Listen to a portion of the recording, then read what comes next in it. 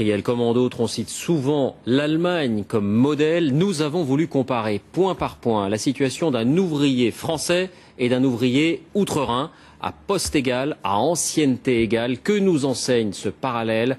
Enquête Paul Sansfourche, Mathieu Horstmann. Des deux côtés de la frontière, voilà plus de 30 ans qu'ils travaillent sur leur machine, chacun dans une PME. Marc Lecacheur a 54 ans. Salaire mensuel 2400 € net pour 35 heures de travail par semaine.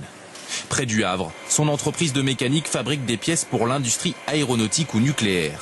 Malgré la crise, il n'a pour l'instant jamais craint de perdre sa place. J'ai jamais eu le licenciement. S'il fallait garder, on a réduit un petit peu les horaires à un moment, on les a repris.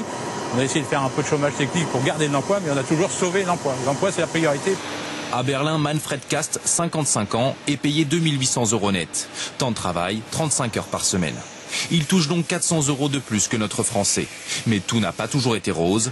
En 2009, par exemple, son employeur avait baissé drastiquement son temps de travail. La perte de salaire était comblée pour moitié par l'État.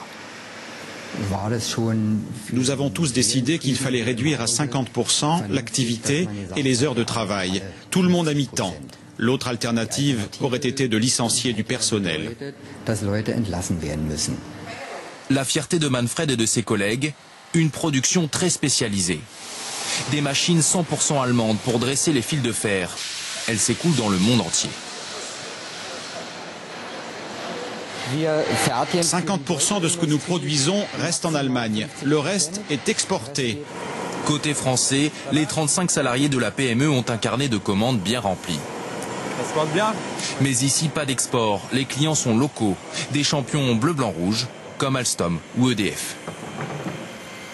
Peut-être qu'un jour ou l'autre, si les entreprises partent, il va peut-être falloir voir autrement. Et dans l'immédiat, tout en sachant que tout le bassin industriel est dans la région, faire d'exportation, je vois pas l'intérêt. Même si Manfred a travaillé dès 16 ans, il ne pourra prendre sa retraite qu'à 65 ans. Du coup, dans l'entreprise, tête grise et tête blonde cohabitent. Il y a des collègues plus jeunes que moi et d'autres qui sont plus vieux.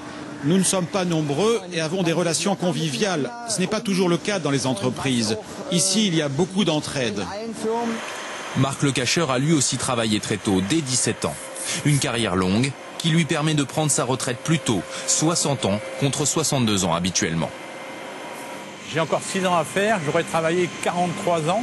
Je pense que j'ai fait mon compte et j'aimerais bien que les jeunes trouvent de la place, de l'embauche. Donc si moi je pars pas, les jeunes n'auront pas la place. Au final, même temps de travail pour nos deux ouvriers. Côté salaire, l'avantage va à l'Allemagne, mais notre Français prendra sa retraite 5 ans plus tôt. Des différences, mais pour tous les deux la sensation d'être bien lotis. Face aux difficultés de la zone euro, c'est surtout pour leurs enfants qu'ils s'inquiètent.